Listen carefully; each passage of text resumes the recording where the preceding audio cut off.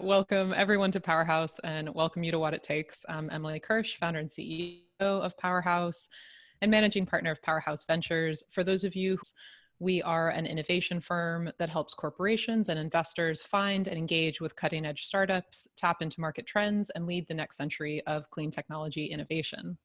I'm thrilled to be here today with Dan Yates, co-founder and former CEO of the energy data company Opower, who's joining us from Washington, D.C.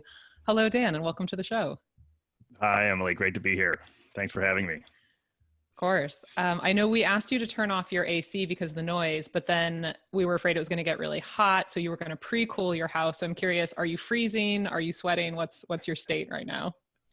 So it's cold. It's late enough that it's cool enough. So all of the complexity has been avoided. Good. So Dan, you founded Opower in 2007. You led the company through a $1 billion IPO in 2014 and a $532 million sale to Oracle in 2016. Under your tenure, Opower saved customers more than 13 terawatt hours of energy. But your journey obviously begins long before $1 billion IPOs. You grew up in Washington and later San Diego. Your dad was in the Air Force. And when he retired from the service, he went into defense contracting, working on spy satellites. Your mom is Israeli American with a doctorate in education and taught Hebrew in the synagogue where you had your bar mitzvah. You, like all previous What It Takes guests, self-identified as a nerd in school. So I'm curious, what were your early years like, and what were you like as a kid? I was a nerd. I grew up mostly in San Diego. A lot of playing outside, riding bikes in the canyons with my friends. Definitely went through my Dungeons and Dragons phase in middle school. Then slowly awakened to the limitations of those choices for the other aspects of my life. And became aware of girls and had a normal Did those feel childhood. mutually exclusive? Definitely in my particular experience, they were. Um, Uh-huh. the I was an only child, so you know, I was always kicked out of the house on Saturday mornings by my mom, who was eager to make sure that I was hanging out with other kids. So I was not forcibly kicked out, but spent a lot of time outside playing with friends. And I very lucky to have great parents and a very supportive and calm and politics-free childhood. Nice. I know you went to Harvard where you studied computer science and you participated in the Entrepreneurs Club in 1996. You said you had not remembered this, but you did tell Harvard Crimson, a reporter there, that you intended to start a software company. So I'm curious, what was your college experience like, and what gave you the vision to start a company, especially right out of college? Yeah, it's so funny. I didn't remember that. And I was not one of these super entrepreneur kids who was selling gumdrops under the table in elementary school, and That's what I trying was to doing. finagle something. I was like totally kind of by the book, literally, a hardworking student. And then my cousin, who's about 4 years older than me, he graduated college and decided to start a company. And that was the first time it occurred to me. And it was 97, or 96, things were booming already in Silicon Valley. So it was a consensus decision as a computer scientist. So it wasn't a crazy stretch. But that's when I started thinking about starting companies.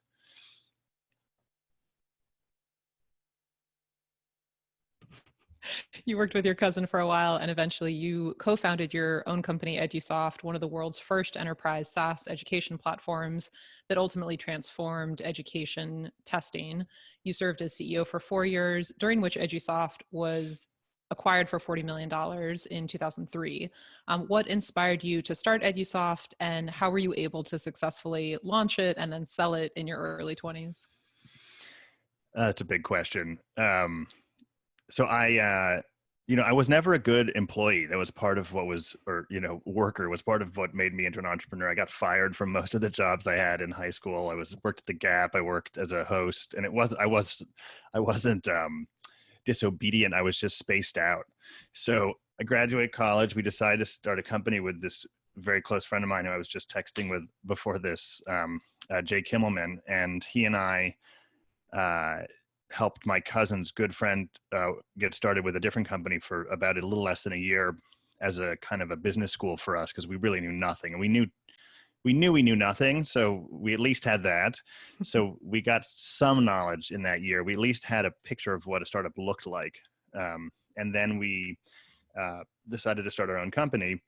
And in that course of even just a year of grinding it out, starting up a business, I realized how much work it is, and didn't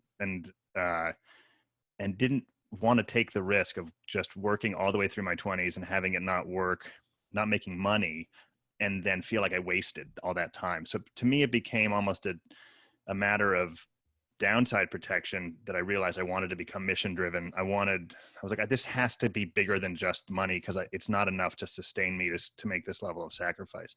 And so it was in that context that Jay and I started talking about where to focus. And we both have backgrounds, personal family backgrounds in education. Both of our moms are teachers. We both felt really changed by our experiences at Harvard. We were roommates. And so that's how we decided to focus on education. Gotcha. So after you sold Edusoft, how old were you when you sold the company? 20, just turned 25. Okay. So you took some time off before founding Opower. And during this time, you and your then girlfriend, now wife, drove the entire Pan American Highway from the Arctic Circle to Tierra del Fuego. What inspired you to take the trip, and how did it influence what you decided to do next? Yeah. So Edusoft ended up being a success, at a smaller scale. And I was feeling really like ahead of the ball. I was 25 and I'd sold my company, and I felt like the world was my oyster. And I talked my girlfriend into taking this year and a half off, taking this trip. And we really we wanted to go and have a great adventure. And I had a hunch that if it wasn't directed, if there was no goal or orientation, that it could feel a little disorienting and aimless. So I was looking for something to tie it all together. And I had heard about these trips, and I thought this was just what a great idea, because it's a framework to go on an amazing trip. But the framework is so loose, because essentially the only framework is just, when you're done with where you are, head south, and otherwise do whatever you want. So I talked her into this. She doesn't like driving as much as I do. I literally drove 99% of the miles that we traveled. And we had a phenomenal time. And that was the origin of it. And then in the end, looking back, where it really factors, aside from being a trip, an amazing experience in its own right, is it's what turned me into an environmentalist. But that was not the plan. That was a sort of the outcome of it. How did that become the outcome? What happened on the trip that enabled that outcome? Yeah. So, the state of the world is really what enabled the outcome. And I just became aware of it. So I had this more naive sense that there were wild lands ahead of us. And after you drive through the whole Americas, you realize that actually you've got, what is decreasingly wild, the Amazon. And otherwise, the biggest stretches of wild lands are largely in North America. And everything's obviously mapped out. And we listened in parallel to this as we drove. We listened to Jared Book's Collapse on first generation iPod with the hard drive. This is Jared Diamond's book. Yeah, and that book talks about ecological collapse and the history of it happening across a whole host of civilizations. And it was the perfect book to open our eyes. And I describe on this trip, it felt like the third party on the journey was the land, because we were looking out the window and taking it in. So that's what got me. Is there any image that stands out in your mind of just something that you saw that you feel like will always stay with you? Yeah, there was actually, in a really stark. We were driving across the center of Guatemala, and it was this huge prairie, or plains, just cows grazing, moist, like wet but grass. And then there was this rock promontory. It was like kind of like a 100-foot tall. It was almost like a humongous 3-acre rock had just been placed in the middle of this plains with sheer cliffs. And on top of it, it was flat. And on top, it was just covered in the most dense rainforest you could picture. And it suddenly occurred to both of us that this entire field from horizon to horizon had been rainforest. Wow. And Guatemala is 97% deforested. And that is, Jeez. that is the fact. That's the, that's the statistic. But then seeing it there really, it was unforgettable. And it was those moments you're reading the book and you're like, oh, we've got to change what we're doing. Yeah. Yeah. From June to October of 2007, you had 4 major life events. You moved from San Francisco to DC, you turned 30, you got married, and you founded Opower. The origin of Opower involves a behavioral scientist, your college classmate, Alex Lasky, and PG&E's antiquated billing system. How did all 4 of these things come together to lead to the founding of Opower? And what was it like having all of these things happening at the same time? It was very hectic. I don't recommend trying to tie that many things together all at once. It wasn't a plan, but it happened. But the way, the founding story of Opower was I came back, Toby and I, my wife and I came back from this trip.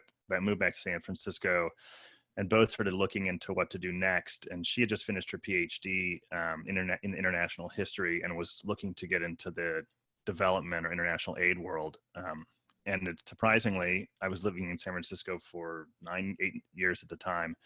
I knew a lot of people, and we tried to find opportunities there. And there really actually isn't much in San Francisco in that domain. So DC was pulling, and I was looking to support her at that moment to make a change for her career. But so Alex and I got working on this.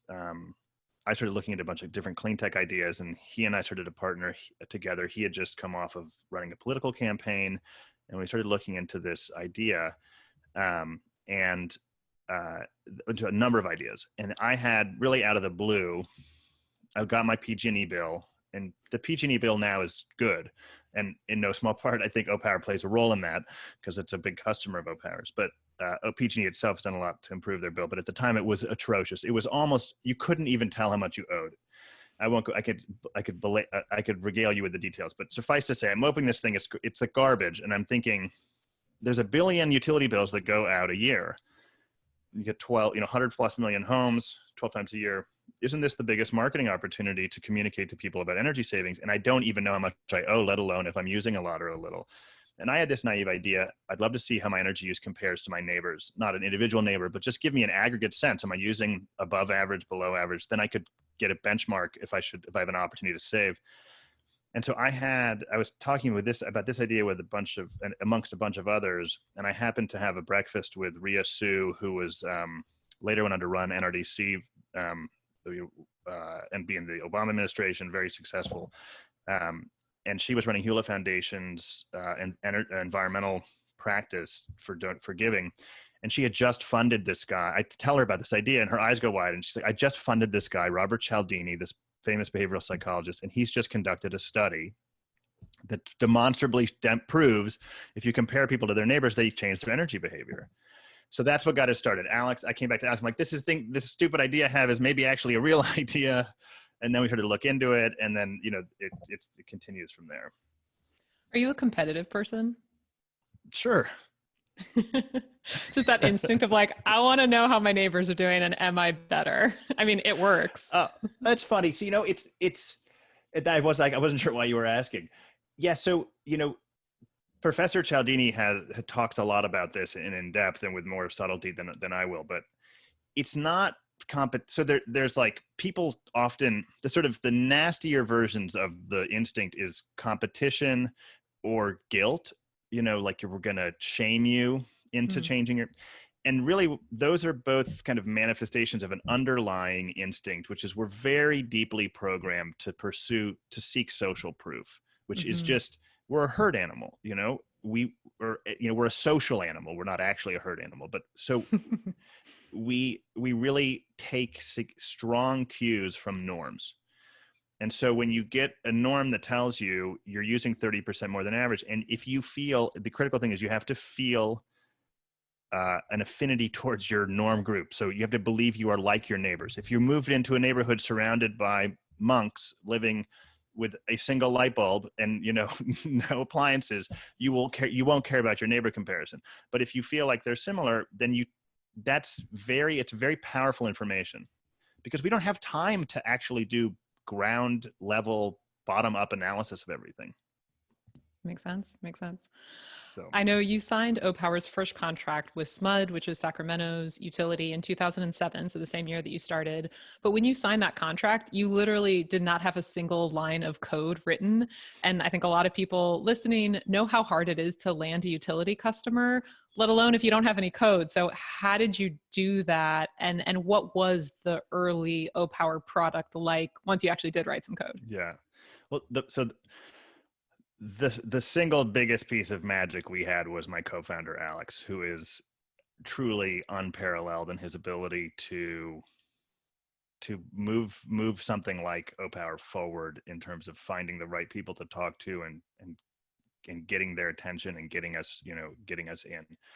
Um, the thing that we did was, that was the magic. And then the other essential piece is that we did all the work to really put together a product that had very crisp product market fit within the utility sector. And the utility sector is very weird.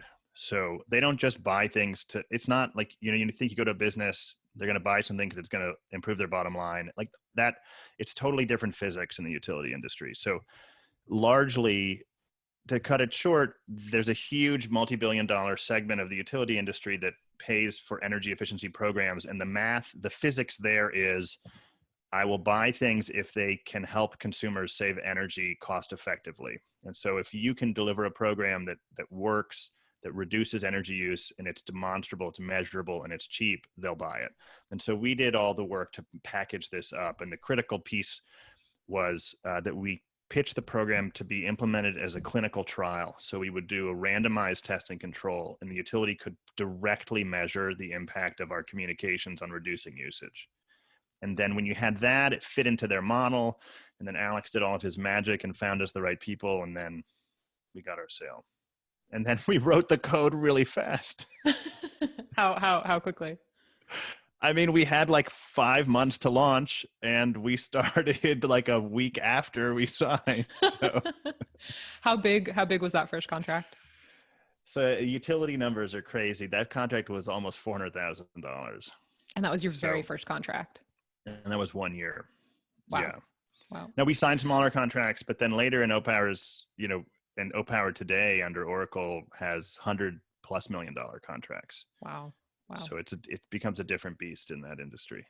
Yeah. So I know you personally put in the first $50,000 to start Opower before closing your first round of 1.5 million in August of 2007. And that round, that $1.5 million round, included a check from an early investor in your last company, Edusoft. And so I'm curious, at the time, were you and Alex and whoever else was on the team at the time, were you able to pay yourselves? Were you just living off savings? And then what did your work environment look like? We all have our stories of where our companies started and what they look like, but what did that look like for Yeah. you? So we were I was paying my own way until we raised the A. And we always sort of kept on like slave wages as long as we could. Alex and my salary wasn't normal until we went public, really. I mean, we were always, the company was like, there was no separation in identity between us and the company. Like the equity felt like our bones or our blood, it was like we held on to it over everything. So I mean, we were generous with our employees, but it was like, we really managed, we tried to do everything we can to preserve it, and paying ourselves was not the priority. At the very beginning, I had the luxury of having made some money at Edusoft. So I was able to I didn't take any salary. Alex took like a subsistence salary, and then that got paid back out of the A. Our offices were on Utah Street in Potrero Hill, and we wasn't really an office. It was the building that had at various times Edusoft, Wedding Channel, Flickster, Eventbrite was originally there. The guy who founded Zynga, which was his previous company, Mob Squad, I think, or Mob Shop. The building was like prolific in spitting out startups. Anyway, the top floor was like a free for all, and we basically paid rent for a couch and a standing desk. And we Do you tried to get remember away it? without paying rent for a month. And then the landlord who knew me came in and was like, Dan, what are you doing? This is Gary Gomez. He's like, How much was rent? oh, it was like, I don't know, 450 a month or something. I mean, it Uh-huh. was negligible. Uh, Tell me if these numbers are correct. You raised a 16 million Series B. Is that right? 16. 16. Yep. One Yes. six. And then that was in December of 2000. Uh, Actually, sorry. When That was was that? probably, When was that? yeah. We raised the A in '07, and then we Okay. raised the B in '08. Gotcha. And then 12 months after that, you raised a 32 million Series C. It was 2 years later in 2 years later. 2010. Gotcha. Yeah. Gotcha. Yeah. What did fundraising look like for you? And then what advice do you have for entrepreneurs who are fundraising now? Yeah. We had great success with fundraising. We, we had competitive bids and, multiple term sheets in both of those big rounds, as well as in the A. Uh, it was, um, I guess I'd say my advice, I don't have much else to say about that directly. I'd say my advice in fundraising more broadly, I often give a couple tips.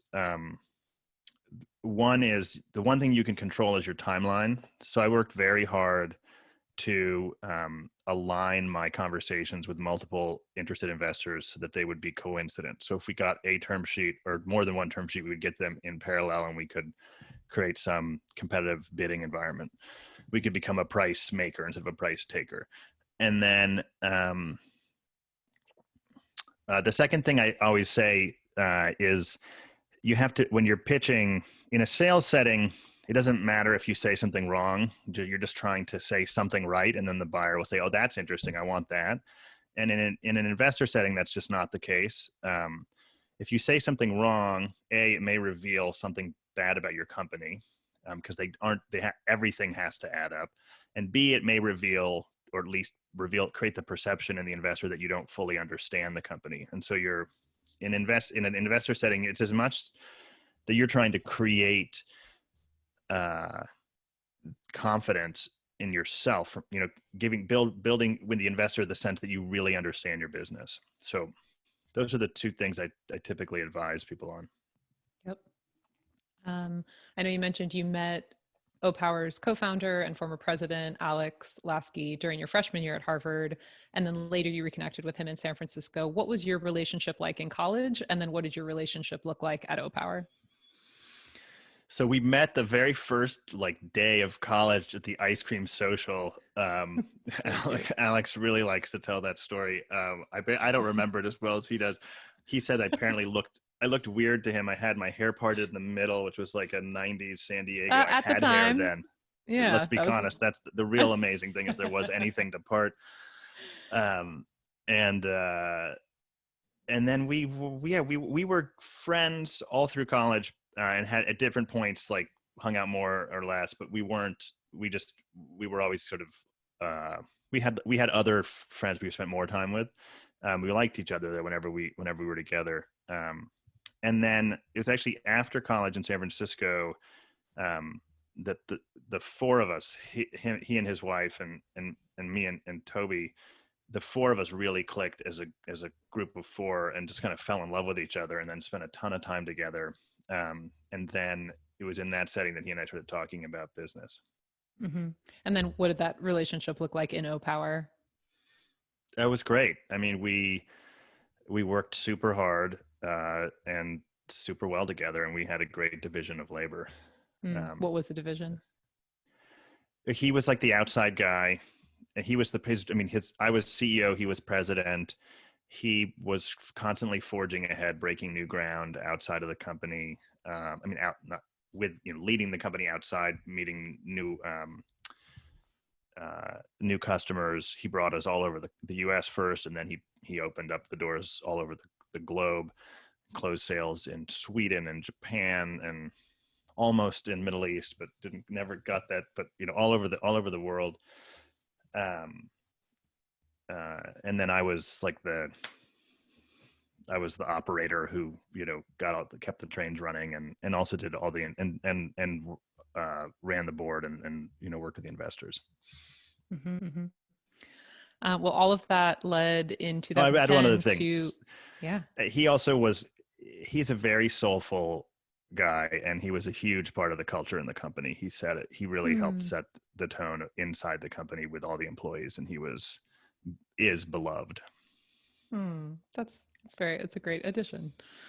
Um, so yeah, all of this culminating in 2010 to then President Barack Obama visiting Opower's Arlington, Virginia location after having just announced a $2.3 billion program for tax credits for clean energy jobs. And he touted Opower as an economic recovery success story and a great emblem of clean energy jobs. During Obama's visit, he said that the company's growth is a model for what we want to see all over the country. What impact did the visit have on Opower and on you? And then also, what was going on? What was the macro environment like at the time? Uh, I mean, it was like, wow, what a day, right? I mean, it was unforgettable, and everybody was such a joy to have had that day and to have had that visit. From a business perspective, I think it opened some of our customers' eyes, like, oh, this Opower, maybe we should take them a little more seriously if the president's Mm-hmm. popping by. But it wasn't a big business thing. It was it was just a boost for us as a team, and it felt hugely, you know, it was powerful. It was a powerful visit. At the time, it was sort of a second wave of the financial crisis had ended. There was the bailout and the big, all the TARP money, and a lot of it was directed towards clean tech, and it was critical for the administration to have some successes. You know, we don't many people don't remember they gave a ton of money to Tesla, which has worked out Mm-hmm. quite well. There was a lot Mm-hmm. more attention paid to the money that went to companies that didn't do as well. Mm-hmm. But so they were looking for successes, and we were happy to be an easy example of it. Mm-hmm. Mm-hmm. So at this time, Opower was growing really quickly. At one point, you were working with 93 utilities around the world, as you mentioned, in countries all over the world. This is all happening by 2014. How did Opower's product and then the company culture change as you grow? So both curious about the product itself, and then you mentioned the culture and Alex's role in that. Yeah, so I'd say the culture didn't change. I mean, it feels different to be at a really small company and a big Mm-hmm. company, but are Mm-hmm. the tenets of our culture were around we're very mission driven.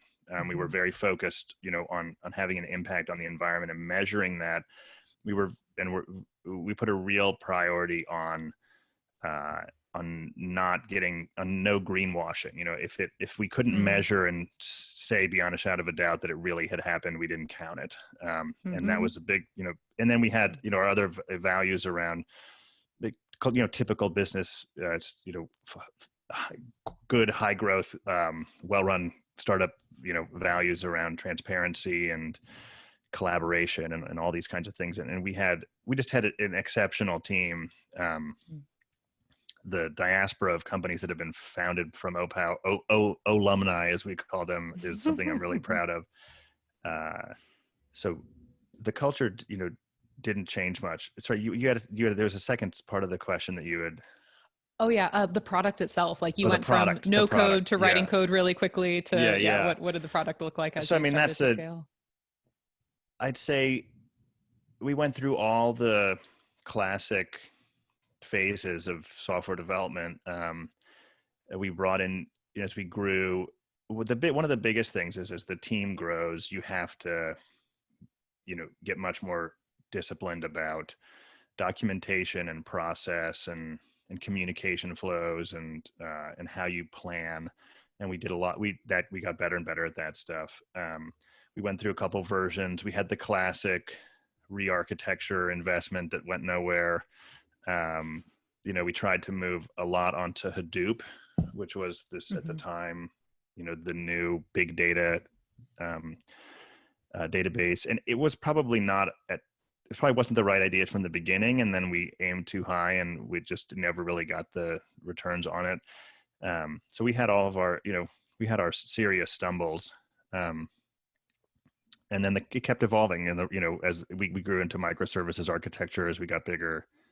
And then that's not on the technology side. In terms of product features, like taking it sort of above the hood, the business started with the home energy report. So and that was the thing that we sold SMUD. We will put a mailer out to your customers that essentially compares them with a 3-bar graph to their neighbors, and that'll motivate them to, and have some tips, and that'll motivate them. And where the company evolved from a product perspective was, first of all, we went online. So we built a robust web site so you don't have to get a paper mailer to get your results. And then the big places we innovated or advanced was, we became the single biggest repository of smart meter data in the country. So we had like 40% of all US energy data flowing through our servers every day.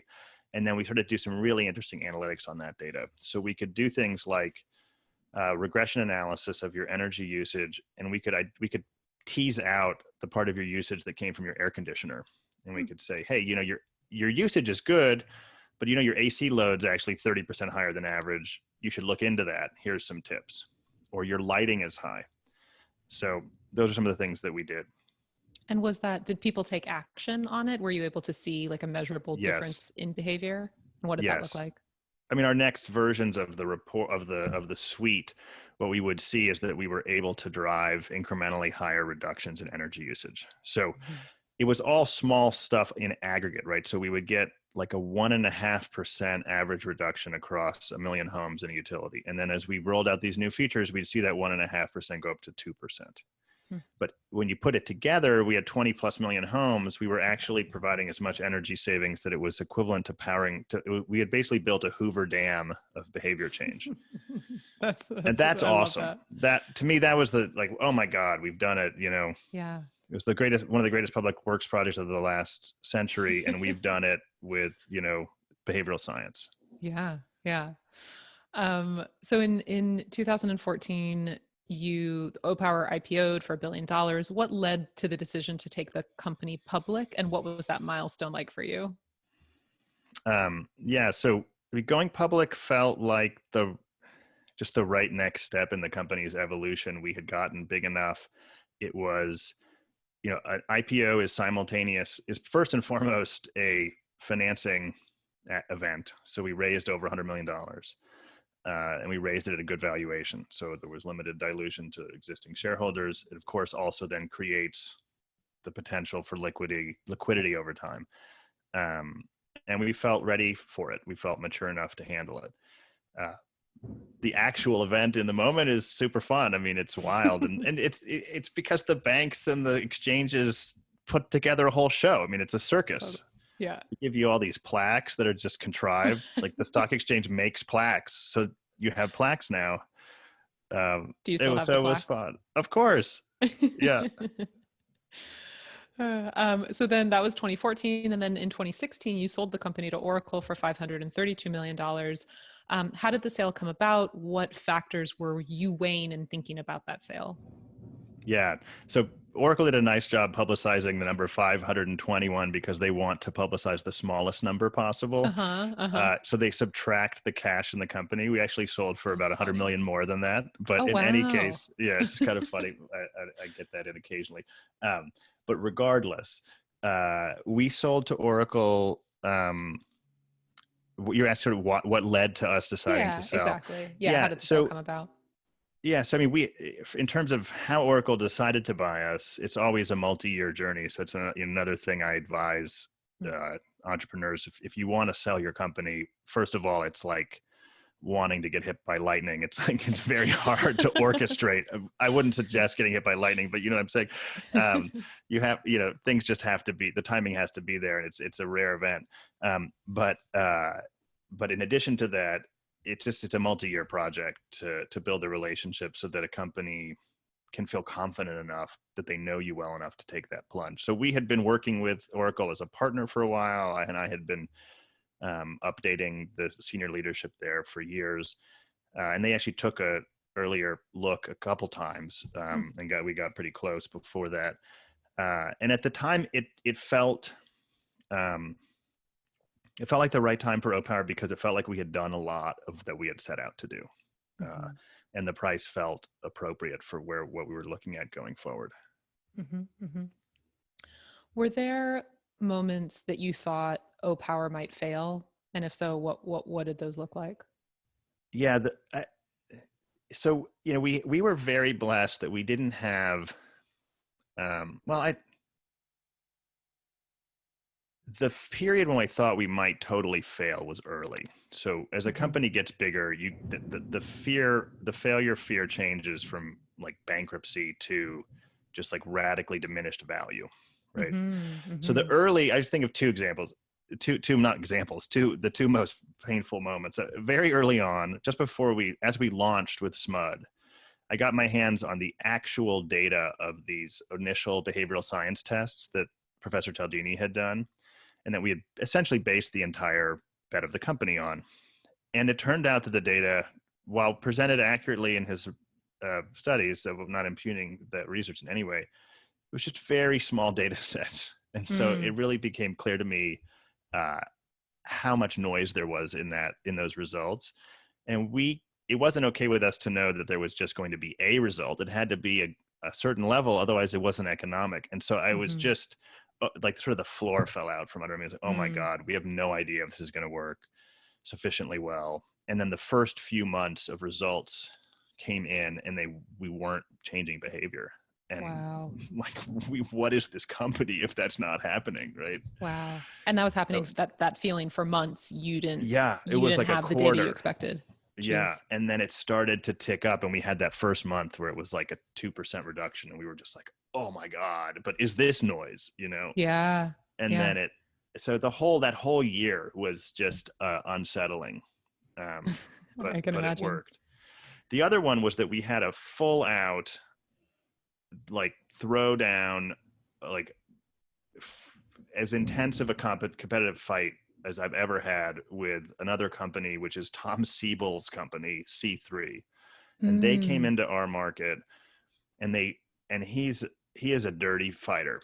Mm. Um, Mm. and he pulled every trick in the book, tried to undermine us and our key clients. And that was an 18-month battle to Mm. win back, to secure that business. And we've ultimately, he left the utility industry largely on Mm. account of that. Mm. And his C3 is apparently doing very well, but in other industries, that was, uh, that felt horrible in terms of its Yeah. intensity. Yeah. Yeah. Yeah. Especially for it to have lasted that long. Yeah, and I'm not that's not why I got into business. I'm not Mm-hmm. like a zero sum fighter. I don't want to bloody somebody else's nose. We were mission driven. We were trying to build something big and new. He wasn't and isn't mission driven. I don't know if he even knows what that phrase means. And he was just out to kill. Mm. And Mm. it was actually a very hardening experience, because you Mm. realized that felt like it was at war, like you're outside the wire. He's going to do whatever it takes to win. It has nothing to do with any bigger picture. Yeah. It was a very intense experience. Yeah. Yeah. It sounds like it. Um, Speaking of intense experiences and big decisions, what led to your decision to ultimately leave Oracle in 2017? So that was actually that was an easy decision. Um, we, uh, when we were acquired by Oracle, we were integrated into a division. Oracle had a utility division already. It was about the same size as Opower. So within 6 months, from the time we got acquired, it was apparent. But within 6 months, we acted on this. We integrated the management teams, and there was already a CEO for Oracle's utility division, and that's not a job that I would do well. Mm. So, and we knew that going in. So it was Hmm. just a question of how we implemented it. Yeah. How many people on the team at the time of the acquisition? If somewhere between 500 and 600. Wow, it's a lot. Yeah, So of and those all over five the to six, globe, which is it's the real pain is how many time zones. yeah, yeah, That's where you feel it. yeah. So those 500 to 600 people were representative of this generation of Opower employees, including many software developers and others who joined the company to make an impact in energy. And while the sale to Oracle was a huge success for investors and some employees, to some in the company, it sounds like there was this perception that it was going against Opower's mission, and some saw it as a sellout to help oracles work with utilities while losing sight of the larger impact of Opower's work. I'm curious, how do you respond to that critique? Is it accurate? What would you say to those who disagree with the trajectory of the acquisition? Yeah, it wasn't a sellout. I've sold out my company before. I tell you honestly, when we sold Edusoft, now that I look back, we sold out.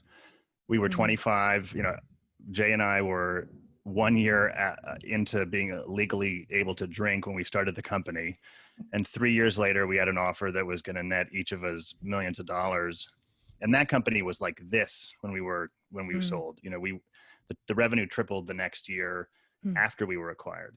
And the company that bought us, a Boston-based publisher, Houghton Mifflin, mismanaged the business, and the Houghton Mifflin itself was mismanaged, and it's had its own issues. And the vision we had was cut short. None of that was true at Opower. If anything, we went public at 1.1 billion. We were acquired for 620 million. That's indicative of the fact that from a financial perspective, we had waited too long. And the reason why is because we were so mission driven, and we wanted to ensure that we maximally achieved what we could with our climate change vision. And the reality is, companies have life cycles, and products have market sizes. And we tried like crazy for a decade to introduce additional behavioral science-based energy efficiency products. And we just, the sum total of all of those products was not big enough to sustain significant growth. And so the business had been pushed into utility customer service, which from our customer's perspective is a direct adjacency. From a mission perspective is like oil and water. But that had already happened, and there wasn't really any changing it. And as we looked forward, we said, look, the efficiency business is mature. The future is in utility customer service, and that's really better run by a company like Oracle. And if you look today, 5 years later, almost 5 years later, that's how it's panned out. The efficiency business is about the same size as it was when we sold the company. Gotcha. So, and one other thing I'd add, I mentioned this before. One of the great things about selling a company at the right time is you unlock all these loyal and super talented employees to do new things. And I look at the alumni now. A friend and former employee who I was just texting with today has gone on to found a baby toy company dedicated to using brain science in every single toy, and they're doing phenomenally well. There's another startup that's working called In Class Today that works on truancy reduction using behavioral science. There's another group that founded a nonprofit working on reducing recidivism in prisons. And it's just like the company that I'm deeply involved with now, and that our former CMO is now the CEO of, is going to try and be the Tesla of home heating. This is Dandelion. Yeah, Dandelion Geothermal, and you've had Kathy on your show. So, all of these companies have been unlocked by people moving on to do other things.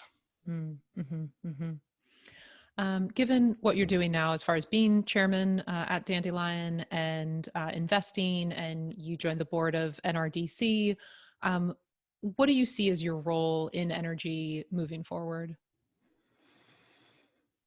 Yeah, I don't know if I have an overarching answer. I mean, I always have my eye out for where I think I can have a leveraged impact.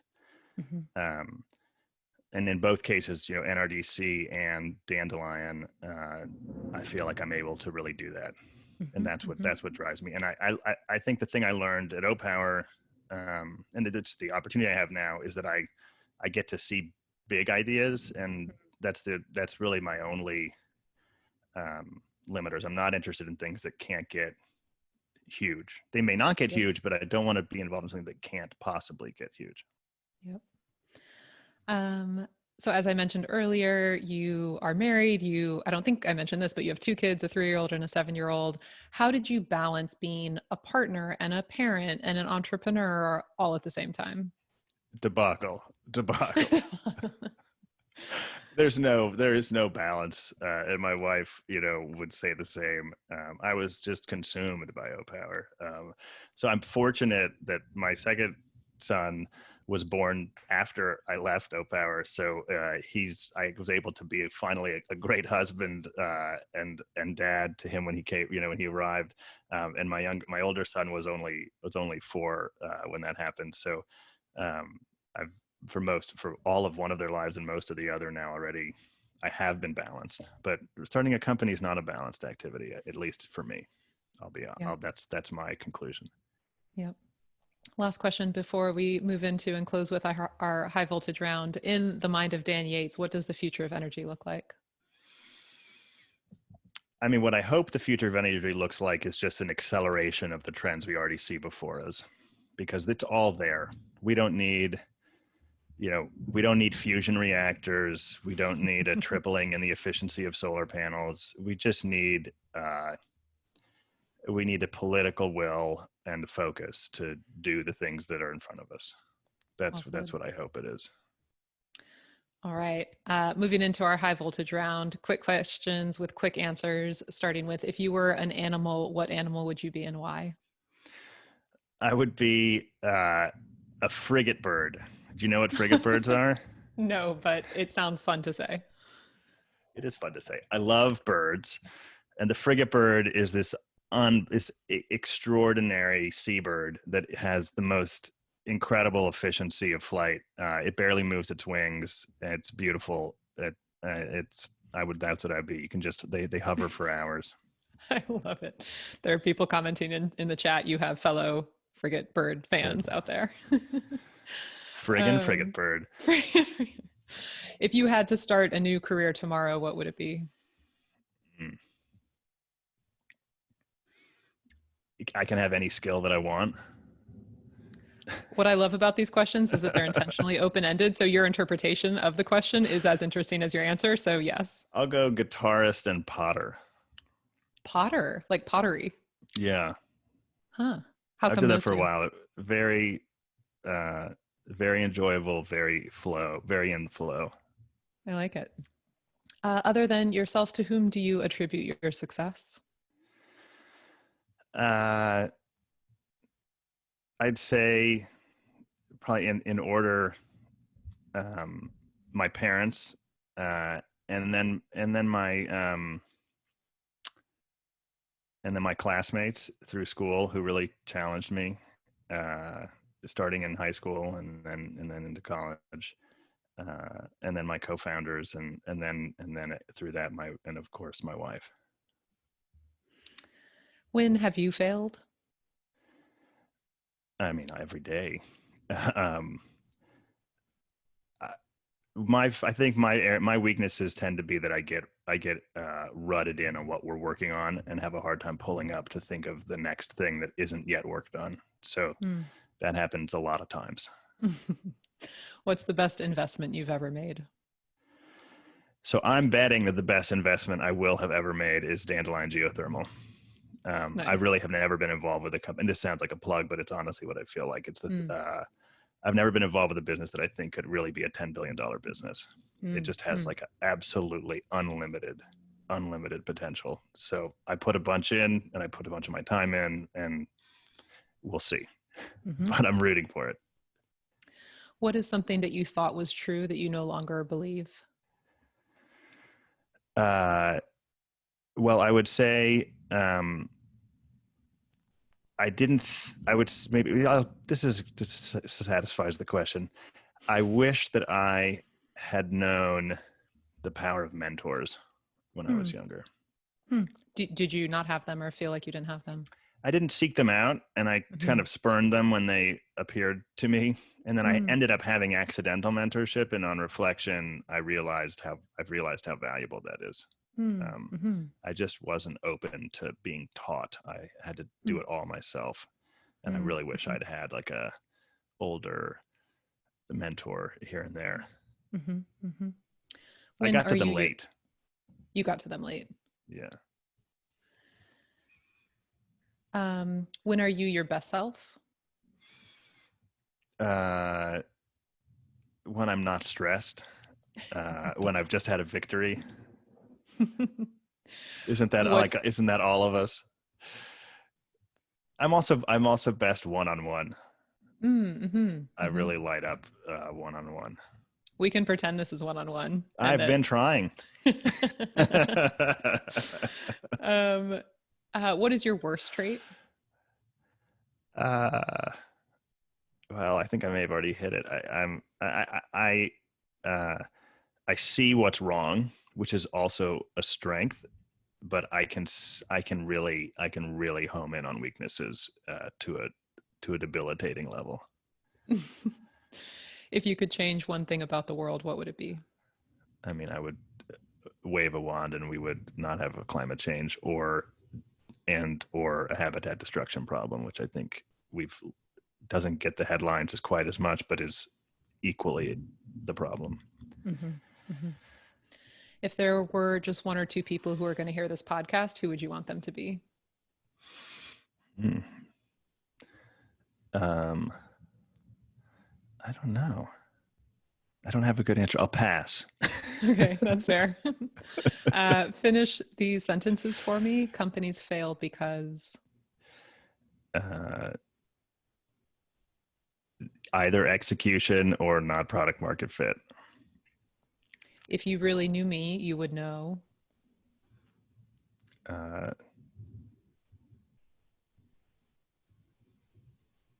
I'd pass. I'll come back to that You one. can't pass on two. I'll let you pass on one. If you really knew me, you'd know. I mean, the thing that came to mind was I'm a softie, which is true, but just sounds so generic. No, it's not generic at all. This is about you, and you know yourself, so there's no wrong answers. Yeah. Success is.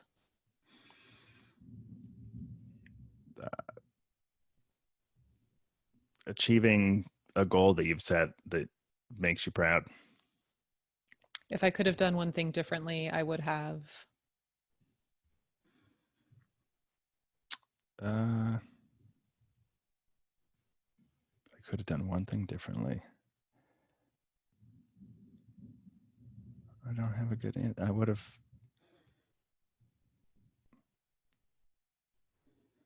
I would have tried to find more balance.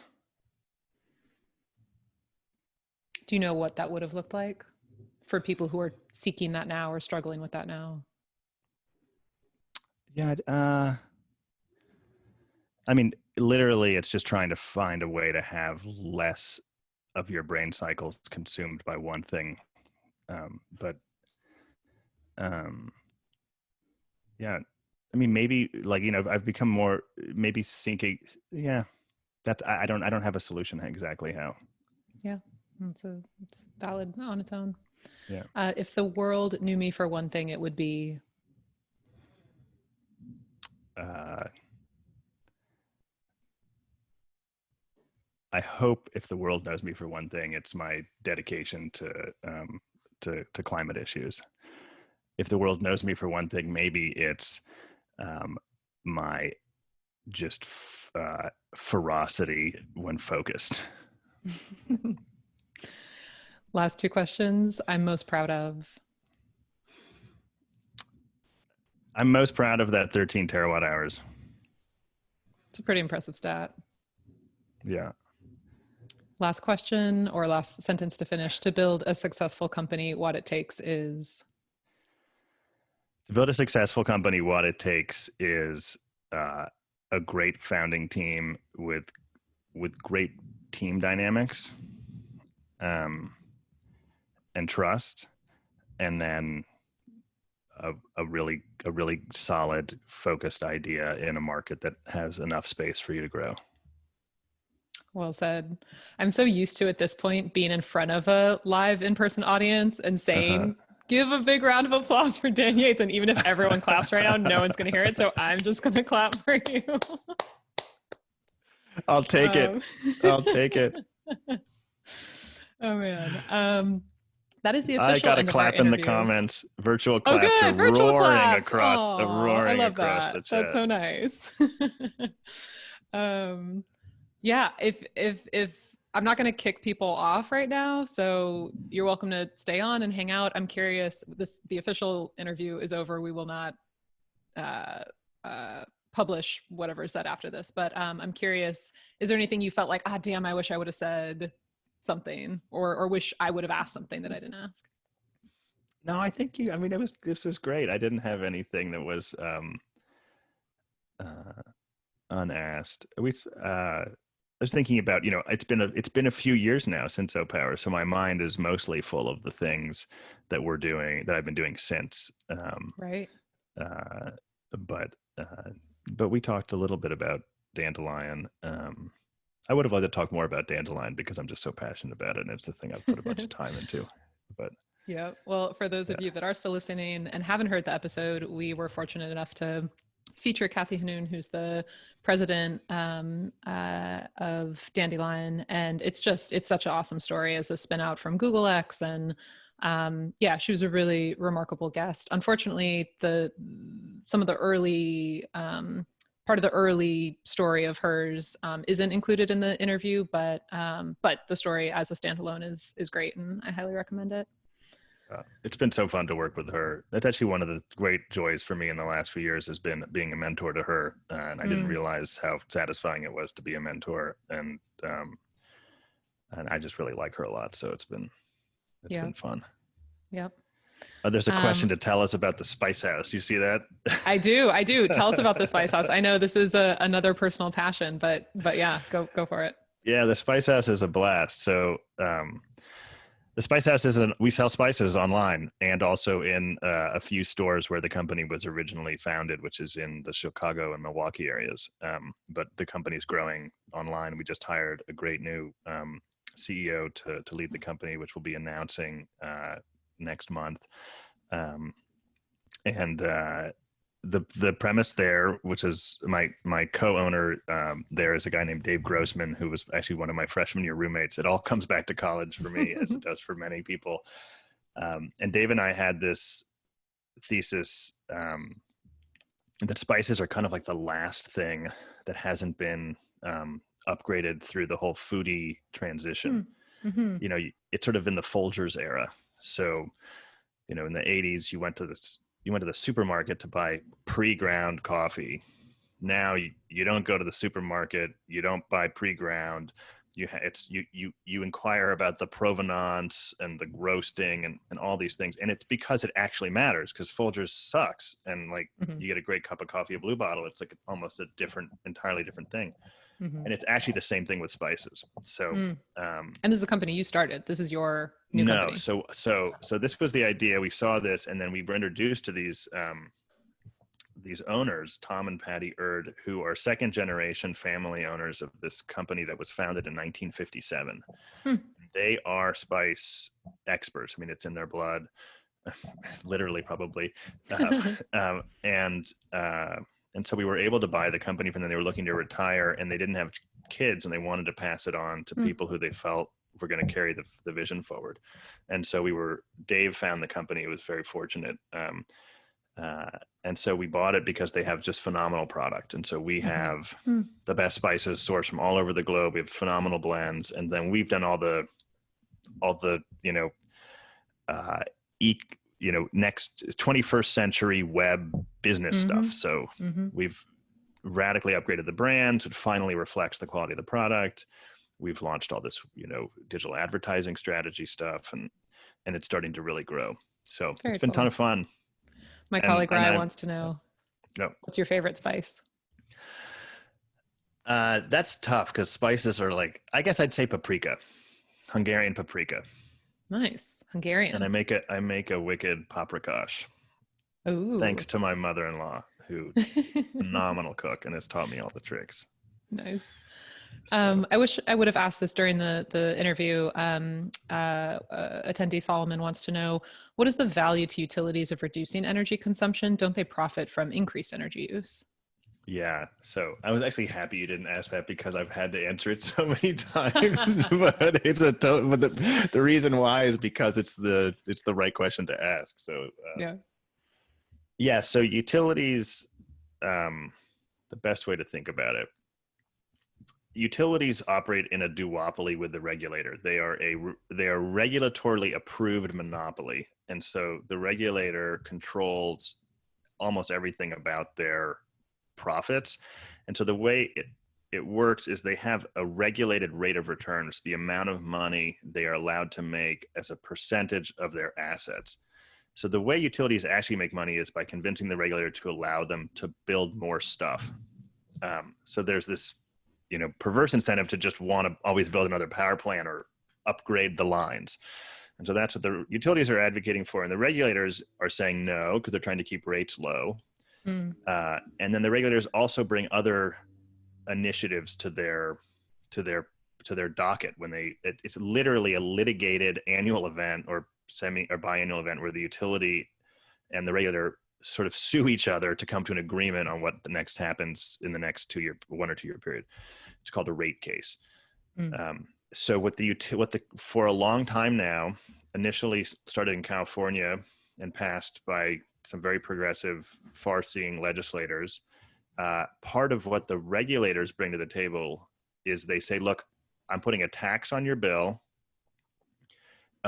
It's going to generate hundreds of millions or billions of dollars a year in funding, and you need to spend it to help people save energy. And if you don't, and we're going to watch, then we're going to penalize you on the next rate case. So, it's just, there's no simpler way to describe it than that. So is the utility directly motivated? No, but because of the nature of the relationship, at this point, the utilities are partners with the regulator. So some days it's more acrimonious than others, but that's how it works. Gotcha. Good explanation? Yeah, that was great. As good as it can get for that boring topic. What else? Spice House. Oh yeah, a question on, and I'd love to hear your answer on this, a question around just company culture, and especially as a team grows, it's like, how do you continue to build and maintain culture? How did you find great talent and maintain it? Yeah, so I often said that my number one job as a CEO was to be the head recruiter. So we just spent a ton of time recruiting, and we were just unrelenting in only taking. We would leave positions open forever if we couldn't find somebody. What was the we longest that you great. had a position open? My CFO. This is the position I was directly pursuing, and my CFO, his name is Thomas Kramer. He is now a close friend of mine. He was previously the CFO of Cvent, which is also was a huge. He was the founder and co-founder and CEO of Cvent, a hugely successful other company. I started wooing him, and it took a year before he accepted. We went through some other amazing candidates, but I was like, this is my guy, and I waited. It was worth it. I love the description of wooing them. Yeah. That's great. Yeah, I mean, it was almost it was worse than wooing.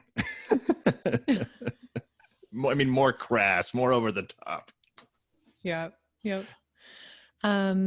Our intern, Abe Baca, wants to know, do you believe your experience, as you described it, as selling out in your first company, did that lead to a more successful sale of Opower and kind of finding the right buyer? Like, did that experience influence how you thought about the Opower acquisition? Yeah, I mean, the sale of Edusoft was well executed, and I have to give credit to my co-founder, Jay, who really led that process. So we didn't do it wrong per se. I just said, I look back. And even at the time, one of our early investors, Ali Partovi, who's been a phenomenal investor, and he and his twin brother Hadi are just remarkable presences in the early stage venture community. They were deeply involved in the business, and they called us and they were like, "Guys, you're selling too early. What's going on? This thing has just taken off." And we just couldn't see past the dollar signs, to be totally honest. It was, we were like, this is going to change my life. I can't say no to this. Yeah. So, did I learn? Well, the biggest thing I learned actually was, I'll say this, the one thing, I guess that there was one thing that did influence is I really strongly encouraged me to push my co-founder at Opower, Alex, to take some money off the table in earlier rounds, because I knew, at least for me, that jump from like no money in the bank to money in the bank was very distorting to making what decisions you made. Interesting. Actually, knowing him, I don't know that it changed his opinion, because Alex is such a risk taker, but that was the only action. Otherwise, I don't think I learned from it, other than the logistics of how you do a deal. Yeah. You and Alex sound so complementary because you're so different. Were there times when that got in the way? Like, did you ever did you want to like fire each other at some point or like walk away? Like, what was the worst that it ever got and what was going on? Yeah, we had a tough fight at the end, and I'm happy Mm, that, like, you know, we were able to patch it up, and to our friendship has maintained and even been strengthened through it. But when we had run out of market size, market space, and we literally had gobbled up 95% of the home energy report market, which we had created. Like, no one was beating us. When we ran out, there was a big push internally to try and move into a totally different industry. The internal project name was O Health. We were going to go do the mm, same kind of we were going to be a behavioral science company as opposed to an energy efficiency company. interesting. And Alex, being Alex, like immediately had like leads and important meetings and people ready to buy, and like the Mm, smud of health was going to, mm, happen. And I put my foot down and said, it's too wide of an mm, aperture. I don't think we can do it. And as a public company, it's too fraught, and mhm, it's not the way forward. And we had a huge fight about mm, it. mm, And it was tough. And, then we were bought not long after, so it wouldn't have mattered. But, mhm. well, I don't know. Some might say still, if we had done O Health, it could have been a bigger company. Mhm. We'll never know. But that Yeah. was a huge debate. Mm, And those things happen, and you just have to try and get through them. yeah. How long did it take to feel like you had recovered with him? Well, that happened. I mean, I think it was probably 6 to 12 months of exploring O Health. Probably the biggest Wow. mistake I made was that I didn't stop that early. Like, we had a Yeah. little team running, and there was real momentum on it. So I was really shutting down something. It wasn't just like a debate. Yeah. Yeah. And he had been involved in it for that whole period. So it was the wake of that was, I don't know, I'd say probably in it completely gone was probably a year or more. Yep. Yep. I think the one question that you didn't answer in the high voltage round was if there was just one or two people who were going to hear this, who would you want it to be? Is that the one that you didn't answer? Yeah, yeah, I don't know. I mean, like, there's so many people I would want it to hear it. I mean, Okay, what if you my didn't have to my limit it to two? Like, yeah, I don't know.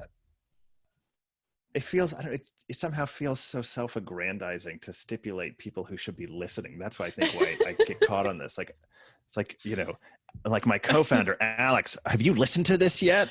Like, I don't want to, who am I to please listen? I'd love for a number of people at Opower to hear it. Mhm. If they want. I'm going to probably nudge my wife to listen. My mom will definitely listen and tell me how great I did. So that's great. I'm looking forward to Nice. You don't that. have to prompt her. Well, I have to let her know about it, but then she Yeah. will be Yeah. Yeah. on. Yeah. Yeah, nobody. I mean, it's not like I want Barack Obama or the Nobel laureates, or, there's no Yeah. Bill McKibben. Uh-huh. Most people we've interviewed have said, yeah, like, their kids or yeah, their parents. So yeah, Yeah, those are the most yeah. common When answers. my kid Gabe gets older, I told him tonight. I said, hey, I'm going downstairs to do an interview, and he was Hmm. like, "You want to watch Great Baking Show before you go down?" I was like, Oh, so "Okay, in a cute. few years, I'll tell you about it again. Maybe you'll care." Yeah, he's like, yeah, sounds fun, Dad. Great, great. um, I know it's late for you. You want to do like one or two more questions, then we can let you Sure, go. Okay. sure, yeah, Well, first I'll turn it back to you. Is there anything else that kind of you want to share that didn't come up, or anything you want to elaborate on? yeah. Nothing's coming to mind right now. I'm happy to Okay. take some other questions. Um, I'm gonna open this Spindrift actually to wet my whistle. yeah, yeah, definitely. Let's see. Awesome. Yeah, just some really great comments. There's a bunch of former and current Opower folks listening, and someone who just said, I think everyone who's Oh, part that's of so Opower, cool. like me, who became part after it got acquired, should listen. It was very inspiring. Yeah, Why don't you, yeah, do you want to look through the final few questions on the chat? There's a few questions there that you could choose from. Like, do you Jamie ever get the itch to, Staples, good to see you, yeah. Jamie. Do I get the itch to start another company? Yeah, I've been taught, I think about that a lot. Right. Like the answer, all I know is like not right now. Mm-hmm. So I'm really enjoying having more balance. Mm-hmm. I mean, this has been such a weird and stressful year for a lot of people, and I'm fortunate to be just able to navigate these waters with a lot of flexibility. And it's been Mm-hmm. nice. I'm very thankful that I have the work flexibility to do that this year. But when things sort of settle back down, I don't know, I've been having a lot of fun being involved in these companies where Mm-hmm. I mean, Kathy will tell you,